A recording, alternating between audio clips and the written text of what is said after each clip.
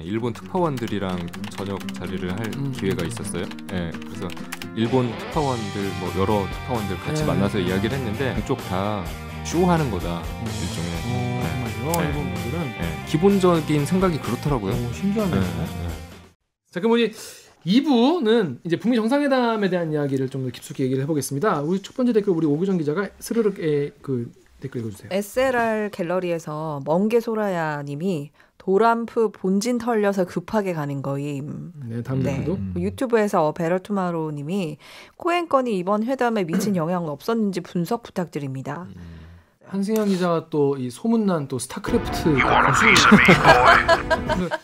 고수의 입장으로서 지금 스르륵 갤러리에 있는 댓글에 대해서 본진 털려서.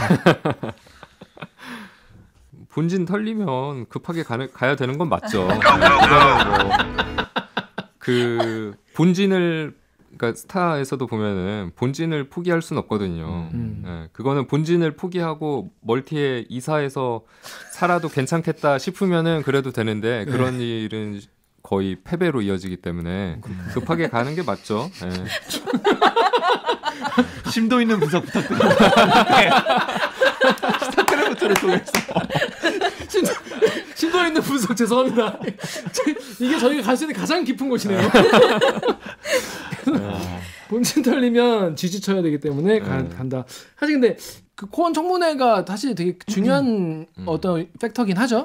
글쎄, 저는 근데 이 북미 간에는 계속 회담을 그러니까 실무 협상이나 이런 걸 해왔기 때문에 이게 꼭 연관성이 있었을까라는 생각이 들어요. 급하게 가는 것도 아니었잖아요. 원래 일정보다 몇 시간, 2시간인가 일찍 가는 건데 급하게 가는 건 아니었죠. 그러네요, 진짜. 그러니까 이 코엔 건이 오히려 그 저희 그 정상회담 북미 정상회담 열리기 전에는 이것 때문에라도 그 뭔가 여기서 협상안을 갖고 가서 그 미국의 뭔가 그 새로운 이슈를 만들어야 한다 트럼프 입장에서는. 그래서 오히려 잘 될 수밖에 없다. 둘 다 아주 최선을 다해서 협상에 임할 수밖에 없다라고 그 예상을 하는 지점도 바로 이 코엔 건이었어요. 근데 이 코엔 건 때문에 급하게 돌아간 거라고 보기는 조금 어려울 것 같고. 급하게 가지 않았어요. 그리고 실제로. 그 미국 언론에선 이런 얘기를 하더라고요. 그러니까 김정은 위원장 입장에서 생각해 보자는 거예요. 김정은 입장에서는 트럼프가 얘가 보니까 지금 국내에서 지금 탄핵될 수도 있고 진짜 얘가 재선이 안 될 가능성이 높아지고 있는데 그럼 내가 지금 얘랑 협상을 해봤자 난 여기 왕인데 얘는 2020년까지 대통령이면 내가 얘랑 뭔 얘기를 하나. 그렇잖아요. 사실 그런 입장에서는 김정은이 훨씬 더 그랩이 센 거죠 사실은. 그래서 트럼프 입장에서도 그렇고 김정은 입장에서도 그렇고 지금 코인 건을 빨리 정리를 하고 재선을 위한 발판을 좀 잘 다지는 것이 더 중요했다. 이런 분석을 오히려 미국 언론에서 하더라고요. 근데 김정은이 그런 얘기를 했어요. 1분이 아깝다. 시간이 없다고 막 이런 얘기를 했어요. 트럼프는 느긋한 입장인데. 근데 제가 볼 때는 트럼프 아니면은 더 이상 김정은 입장에서도 협상 자체를 하기 어려울 수 있어요. 이 정도의 딜을 할 만한 뭐 협상가이거나 뭐 그런 스타일 대통령의 스타일상 같은 거죠. 그러니까 트럼프 임기가 이제 얼마 안 남은 상황이니까 트럼프가 만약에 재선을 못하고 민주당이 정권을 잡는다든가 이러면은 김정은 입장에서는 오히려 영영 이제 대화 자체를 못할 수도 있어요. 그러니까요. 그래서 그 천재 1위의 기회를 놓쳤다 이렇게 최선희 그분이 말씀하신 거구나. 그러니까 CNN에서 진짜 민주당 쪽이잖아요.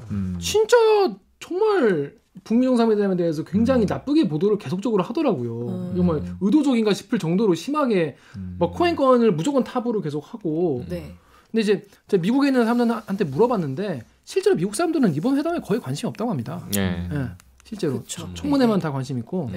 트럼프가 되게 그 부동산 부자잖아요. 그래서 이번 협상에 되게 부동산 거래 협상하듯이 좀 임한 게 이번 협상이 결렬된 거의 원인이 되지 않았나 하는 생각이 좀 들었던 게 그 협상이 결렬된 가장 큰 계기는 북한에서 생각하지 않았던 거를 미국에서 니네 그러면 영변 말고 이건 어떡할 거냐라고 들고 왔단 말이에요. 근데 그거는 즉석에서 북한의 아무리 최고 지도자라고 하더라도 미리 사전에 협의되지 않은 부분을 결단할 수는 없는 부분이에요. 그렇죠. 그래서 저는 이 트럼프가 이거를 일부러 갖고 와서 대화를 앞으로 하겠다는 건 지금도 계속 열어놓고 있잖아요. 그러니까 한 번에 해결하지 않을 거라고 미리 생각하고 온 게 아닌가 이런 생각이 좀 들어요. 그래서 이제 일부 이제 국내 언론과 뭐 평론가 분들은 네. 그 악역을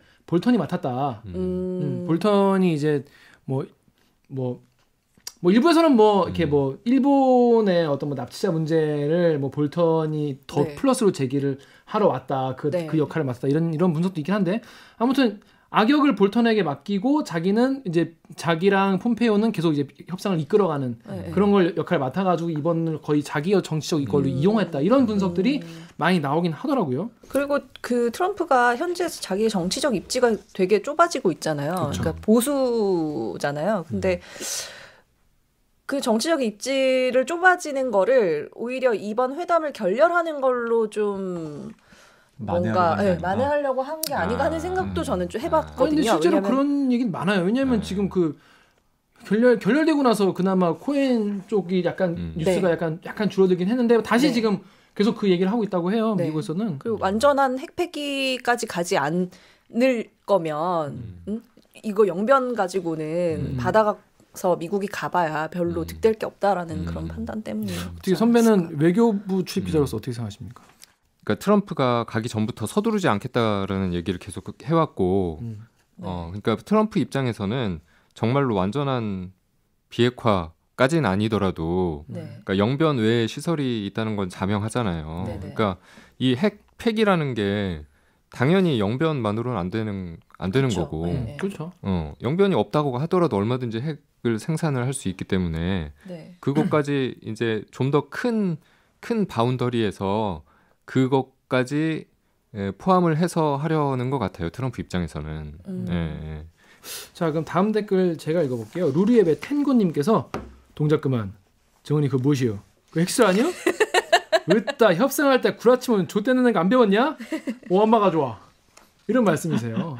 그러니까 이제 이분은 이제 김정은이 미국이 이걸 알고 있었다는 거를 몰랐을 거다 이런 말씀이신 거죠. 그러니까 쉽게 말해서 그 트럼프 대통령이 기자회견할 때 그런 얘기를 했잖아요. 자기가 이걸 알고 있다는 거를 김정은이 되게 놀라더라. 서프라이즈했다 이렇게 얘기했잖아요. I think they were surprised that we knew. 저희가 알고 있다는 것에 대해서 북한도 놀라는 것 같았는데요. 전 그거 보면서 진짜 트럼프는 정말 늘 트럼프식 스타일로 말하는구나 이런 생각이 들었어요.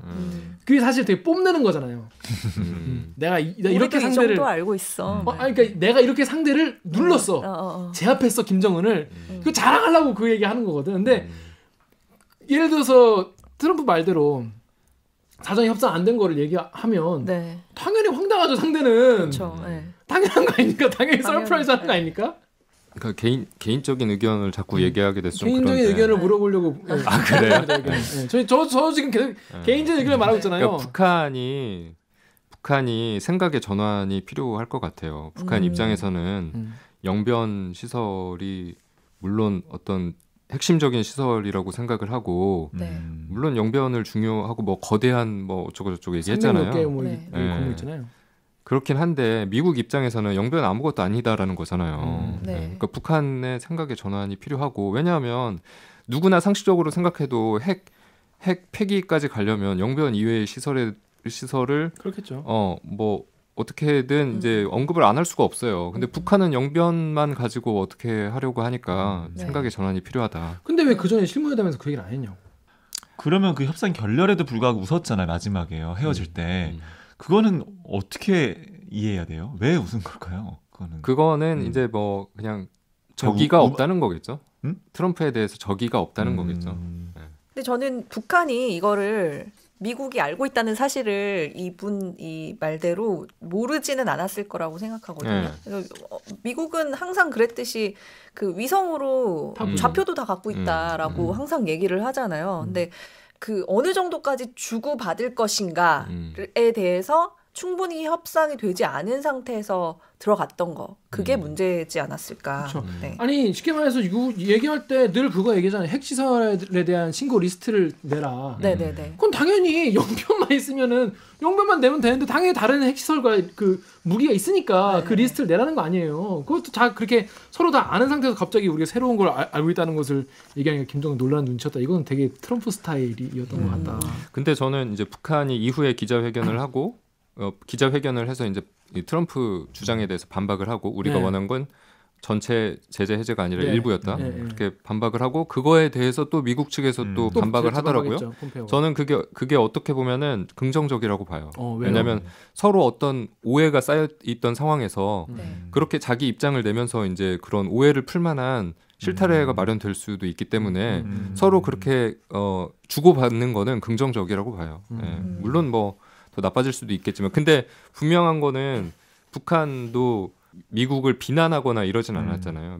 미국도 북한에 대해서 비난하지 않고 김정은은 내 친구다라고 하고 그러니까 이거는 어느 정도 둘이 뭐 그런 적대적인 의사가 없다는 것은 확인이 된 거고 이 이후에 서로 입장 차이나 이런 오해들이 있다면 계속 그런 주고받고 하면서 풀어나갈 수 있지 않을까 저는 그렇게 생각을 그러니까 해요. 아무리 외교라는 게 냉철한 이성으로 한다고 할지라도 사실은 또 그렇게 개인적인 만났을 때 밥 먹었을 때 그 감정과 기분과 그때의 기억 이런 것들이 꾸준히 또 사실은 영향을 어떻게 보면 더 많이 미칠 수도 있는 것 같아요.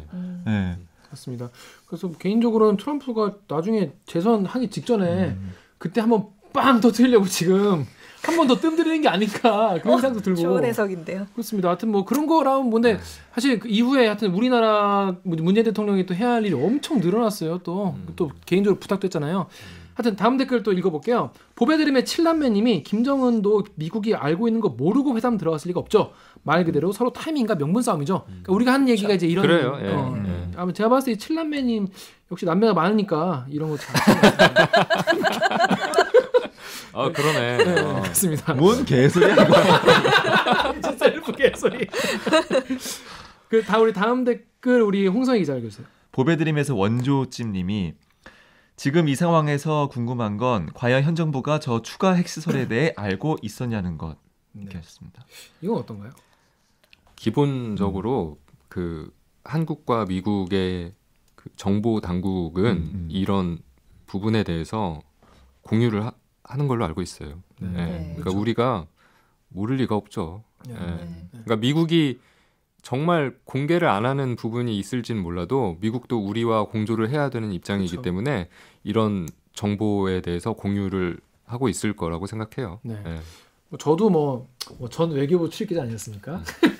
죄송합니다. 근데 외교관분들 얘기를 들어보면 그냥 편하게 생각하면 미국이 아는 만큼 우리가 알고 우리가 아는 만큼 미국이 안다고 생각하면 된대요. 왜냐하면 우리가 찍은 거 가지고 미국이 분석하고 미국이 찍은 걸로 우리가 분석하고 계속 이렇게 아까 말씀하신 대로 공조를 계속 서로 이렇게 하기 때문에 딱 그만큼 우리가 알고 있다고 보면 되고 그래서 오히려 미국이 우리한테 더 중요하다. 그러니까 미국 우리의 정보가 거의 미국에서 오는 게 많기 때문에 우리가 미국이 만약 여기서 놓아버리면 우리가 굉장히 많은 정보를 잃게 된다. 그러니까 그만큼 우리가 알고 있다 그런 얘기인데 이거는 뭐 우리 정부도 뭐 미국이 아는 만큼 알고 있었겠죠. 자 다음 댓글 우리 오기정 기자. 유튜브에서 한정우님이 일본 기자들은 어떤 반응이고 어떻게 생각하는지 궁금합니다. 다음. 그리고 19HD19님이 정상회담과 관련해서 우리나라와 미국 언론사들의 논조나 반응이 어떻게 다른지 알아봐 주셨으면 합니다. 네, 이거 같은 경우는 요즘에 이제 일본 기자들, 그러니까 일본 언론들이 이번 우리 파토난 거 굉장히 이제 축하하고 좋아하고 있어요. 굉장히 대놓고. 근데 제가 이제 이번에 베트남 떠나기 직전에 일본 특파원들이랑 저녁 자리를 할 기회가 있었어요. 그래서 일본 특파원들 여러 특파원들 같이 만나서 이야기를 했는데 기본적으로 일본인? 네, 일본인. 일본 이 서울에 와 있는 일본 특파원들이 이제 거기에서도 이제 하노이로 갔었는데 그러니까 기본적으로 이 정상회담에 대해서 기대를 거의 안 하고 있더라고요. 정말요? 일본 분들은? 이거는 양쪽 다 쇼하는 거다. 일종의 실질적으로 뭐 되는 거는 없다. 기본적인 생각이 그렇더라고요. 신기하네요. 그리고 일본이 남의 나라에 관심이 엄청 많아요. 맞아요. 근데 김정은 관련 취재도 항상 사실 일본 언론이 우리보다 빠를 때가 많아요. 네. 상케이 북한 동향에 대해서. 상케이 짱이에요. 우리 맨날 상케이 인용 신기하다 생각하는데 항상 그게. 관심이 엄청 많고 그 친구들은 이제 미국이 어떻게 우리를 생각하냐에 따라서 자기들의 운명이 결정된다고 생각하기 때문에 그 김정은이 이제 열차 타고 중간에 내려서 담배 피우는 맞아. 그것도 일본 언론에서 한 거죠. TBS. 맞아. 일본 언론에서 그러니까 뻗치기 하고 있다가 이제 그 장면 잡은 거죠. 그러니까 기대를 안 하는데 취재는 진짜 열심히 하는 거 같아요. 열심히 해요. 북한 이슈에 대해서. 유튜브에서 보헤미안 005 저희 단골손님 지난번 싱가포르 회담과 비교해서 어느 정도의 진전이 있었는지 좀 쉽게 설명해 주시면 좋겠다 하셨습니다. 진전이 혹시 있었다면 어떤 거라고 볼 수 있을까요? 뭐 사실 후퇴는 아니지 않나. 왜냐하면 싱가포르에서 뭘 안 하기로 한 거 아니니까 그 상황에서. 근데 뭐 진전이 있었나요? 있었다고 봐야 되나요? 제가 북미 양측이 서로를 정말 대화의 상대로 보고 있다. 그리고 그런 면에서는 진전이라고 봐요. 다만 대화의 어떤 물꼬가 이게 실타래가 잘 안 풀리고 있는 건 맞죠. 근데 앞으로도 대화를 더 이어나갈 수 있지 않을까요?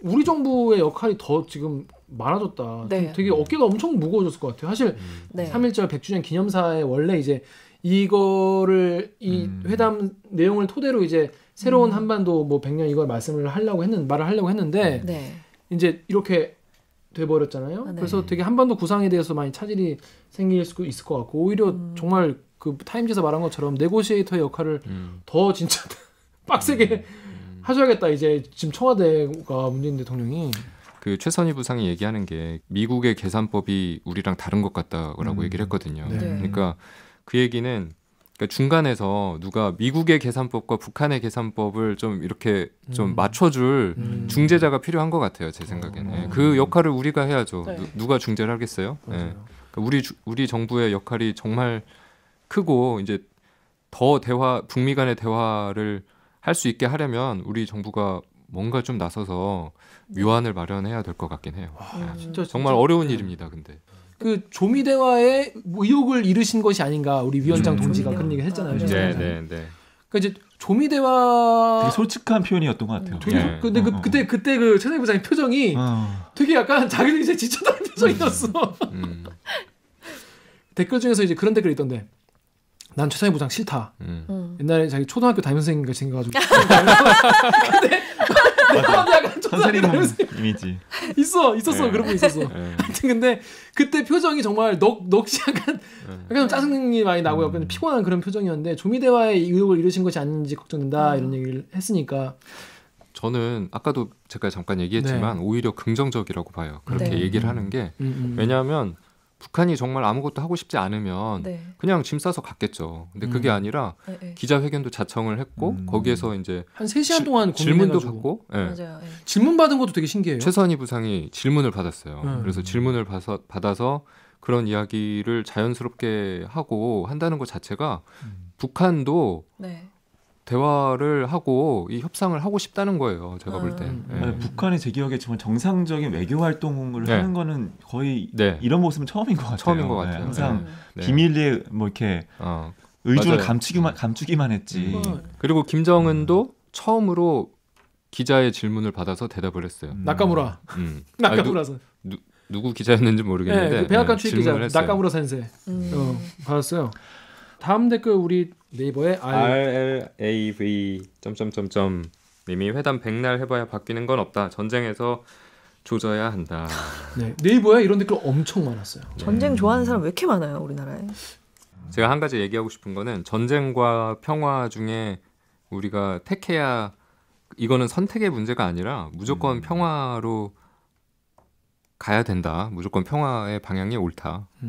뭐 이게 상식적이지 않나요? 그렇죠.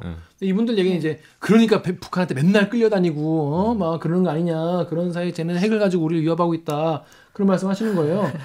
그렇게 끌려가지고 한 100년 살면 되겠네. 그렇게. 야 전쟁 없이 100년 끌려다니는 게 낫지 씨요. 전쟁에 다 죽는 게 아니야?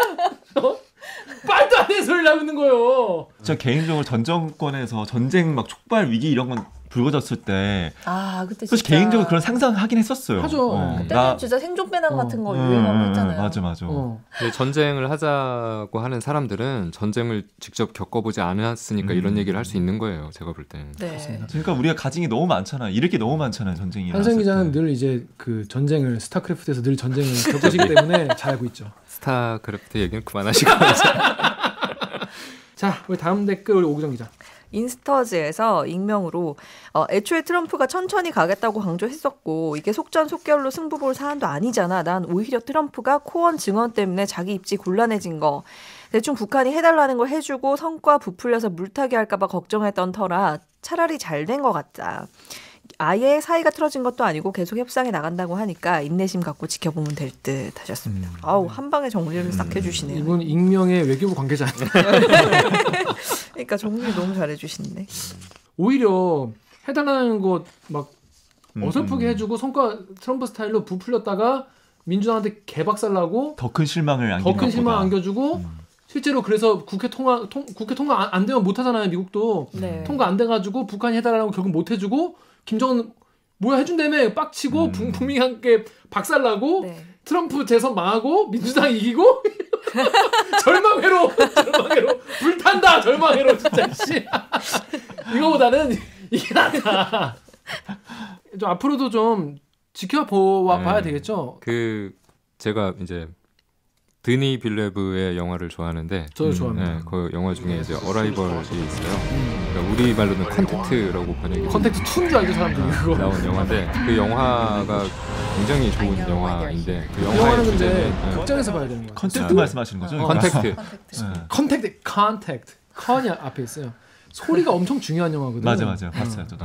그 영화의 그러니까 주제는 논 제로섬 게임이라는 단어로 압축이 되거든요. 그러니까 논 제로섬 게임이라는 거는 서로 손해와 이득이 있는 게 아니라 양자 윈윈 한다는 거잖아요. 제로섬 게임과 달리. 그래서 저도 이번 회담을 지켜보면서 논 제로섬 게임으로 갈 수 있는 방향이 뭘까? 두 정상이 그거에 대해서 생각을 하고 있을까? 그런 생각을 많이 했고요.